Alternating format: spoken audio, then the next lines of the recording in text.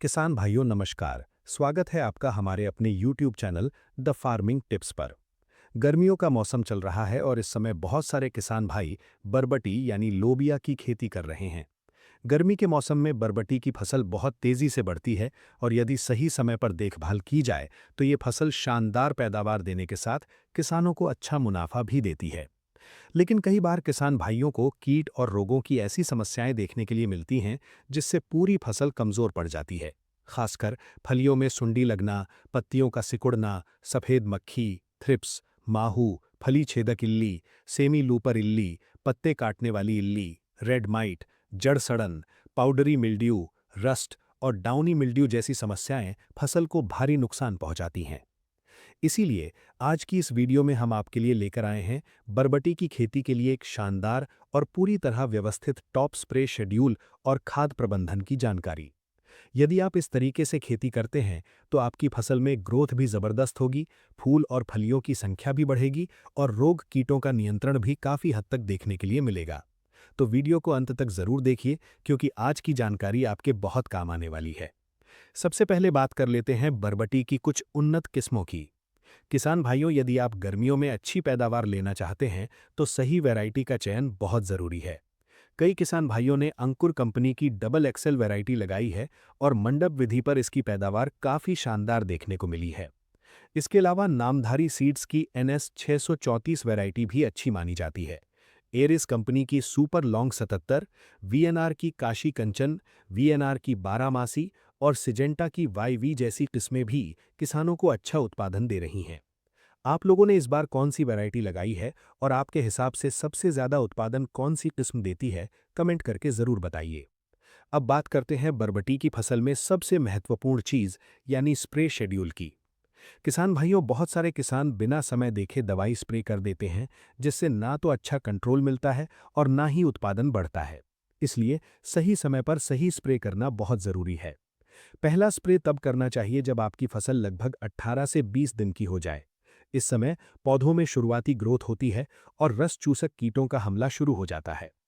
इस अवस्था में आप क्लोरपायरीफॉस आधारित कीटनाशक 20 से 25 ml की मात्रा में ले सकते हैं। इसके साथ अच्छी क्वालिटी का सीवीड एक्सट्रैक्ट 25 से 30 ml मिलाकर 15 लीटर पानी में घोल बनाकर स्प्रे करें। इससे पौधों की जड़ें मजबूत होती हैं, हरियाली बढ़ती है और शुरुआती कीट नियंत्रण में मदद मिलती है। दूसरा स्प्रे लगभग 30 से 35 दिन की फसल पर करें। इस समय पौधे तेजी से बढ़ते हैं और पत्तियों पर थ्रिप्स, माहू, सफेद मक्खी और फंगस का प्रकोप शुरू हो सकता है। इस अवस्था में आप एक अच्छा ग्रोथ प्रमोटर 20 ml लें जिसमें अमीनो एसिड, विटामिन और साइटोकाइनिन मौजूद हो। इसके साथ प्रोफेनोफॉस आधारित कीटनाशक 25 ml और कार्बेंडाजिम फफूंदनाशक 15 से 20 ग्राम मिलाकर 15 लीटर पानी में घोल तैयार करें। ये स्प्रे पौधों की बढ़वार बढ़ाने के साथ रोग और कीट नियंत्रण में बहुत अच्छा काम करता है। तीसरा स्प्रे तब करें जब फसल लगभग 45 दिन की हो जाए। इस समय बरबटी में फूल और छोटी फलियां बनना शुरू हो जाती हैं। कई बार इसी समय इल्ली और फली छेदक सुंडी का प्रकोप तेजी से बढ़ता है। इस अवस्था में आप इमामेक्टिन बेंजोएट 8 से 10 ग्राम प्रति 15 लीटर पानी में घोलकर स्प्रे करें। इसके साथ यदि आप अमीनो एसिड या ह्यूमिक बेस्ड टॉनिक मिला देते हैं तो पौधों में ऊर्जा बनी रहती है और फूल झड़ने की समस्या कम होती है। चौथा स्प्रे लगभग 60 से 65 दिन की फसल पर करें। इस समय फलियों की संख्या तेजी से बढ़ती है और पौधे को ज्यादा पोषण की जरूरत होती है। इस अवस्था में क्लोरेंट्रा नीलीप्रॉल आधारित कीटनाशक 5 से 6 ml और सफेद मक्खी नियंत्रण के लिए थायोमिथॉक्साम या डाइनोफ्यूरान आधारित दवा का हल्का स्प्रे कर सकते हैं। इसके साथ बोरॉन 1 ग्राम प्रति लीटर और चिलेटेड कैल्शियम 1.5 ग्राम प्रति लीटर मिलाने से फलियों की क्वालिटी और लंबाई अच्छी बनती है। पांचवां स्प्रे लगभग 85 से 90 दिन की फसल पर करें। इस समय यदि पौधों में केवल बेल बढ़ रही हो और फूल फल कम आ रहे हों तो किसी अच्छे प्लांट ग्रोथ रेगुलेटर का प्रयोग कर सकते हैं।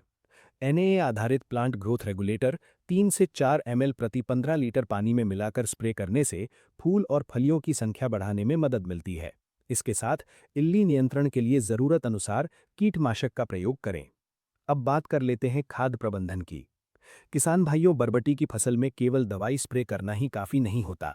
यदि पौधों को संतुलित पोषण नहीं मिलेगा तो उत्पादन भी कमजोर रहेगा। इसलिए शुरुआत से खाद प्रबंधन सही रखें। बुवाई के समय अच्छी सड़ी हुई गोबर खाद जरूर डालें। इससे मिट्टी की उर्वरक क्षमता बढ़ती है और पौधों की जड़ें मजबूत बनती हैं। जब फसल 20 से 25 दिन की हो जाए, तब प्रति एकड़ लगभग 20 से 25 किलो यूरिया, 10 किलो जैविक ग्रैन्यूल और 3 किलो माइक्रोन्यूट्रिएंट मिलाकर हल्की गुड़ाई के साथ जड़ों के पास डालें और बाद में सिंचाई करें। दूसरी खाद लगभग 45 से 50 दिन की फसल पर दें। इस समय 20 kilo urea, 5 kilo magnesium sulphate और 500 ग्राम ह्यूमिक एसिड मिलाकर प्रति एकड़ प्रयोग करें। इससे पौधों में हरियाली बनी रहती है और फलियों की ग्रोथ बेहतर होती है। इसके अलावा किसान भाइयों, यदि आप समय समय पर ह्यूमिक एसिड, बोरॉन, कैल्शियम और माइक्रोन्यूट्रिएंट का प्रयोग करते रहेंगे, तो फसल में जबरदस्त सुधार देखने को मिलेगा। 70 से 80 दिन के बीच माइकोराइजा का प्रयोग करने से जड़ों का विकास काफी अच्छा होता है और पौधे लंबे समय तक स्वस्थ बने रहते हैं। अब एक बहुत जरूरी बात, कई किसान भाई महंगी से महंगी दवाई तो स्प्रे कर देते हैं, लेकिन खेत में खरपतवार भरे रहते हैं। याद रखिए, खेत में उगी घास और खरपतवार कई प्रकार के कीटों को छुपने की जगह देते हैं। इसलिए समय समय पर निराई गुड़ाई जरूर करें। जितना साफ खेत रहेगा, उतना अच्छा दवाई का रिजल्ट मिलेगा। गर्मियों में स्प्रे करते समय एक और महत्वपूर्ण बात ध्यान रखें। दोपहर के समय तेज तापमान में स्प्रे करने से दवाइयों का असर कम हो जाता है। इसलिए हमेशा कोशिश करें कि शाम 5 बजे के बाद स्प्रे करें। यदि खेत में हल्की नमी होगी, तो दवाई का रिजल्ट और बेहतर मिलेगा। स्प्रे के साथ सिलिकॉन स्प्रेडर मिलाने से दवाई पत्तियों पर अच्छी तरह चिपकती है और असर बढ़िया मिलता है। इसके अलावा पीले और नीले स्टिकी ट्रैप भी खेत में जरूर लगाइए। इससे सफेद मक्खी और थ्रिप्स जैसे कीटों की निगरानी और नियंत्रण आसान हो जाता है। हल्की हल्की सिंचाई करते रहिए, क्योंकि गर्मियों में नमी की कमी से फूल और फलियां झड़ने लगती हैं। तो किसान भाइयों, इस प्रकार यदि आप सही समय पर स्प्रे, खाद प्रबंधन, सिंचाई और साफ सफाई का ध्यान रखेंगे, तो बरबटी की फसल से शानदार उत्पादन निकाल सकते हैं। उम्मीद करते हैं आज की ये जानकारी आपके लिए उपयोगी रही होगी। यदि आपको हमारी ये जानकारी पसंद आई हो, तो वीडियो को लाइक ज़रूर करें, अपने किसान भाइयों के साथ शेयर करें और ऐसे ही खेती किसानी की नई जानकारी पाने के लिए हमारे YouTube channel the farming tips को ज़रूर सब्सक्राइब करें। धन्यवाद किसान भाइयों, मिलते हैं अगली शानदार वीडियो में।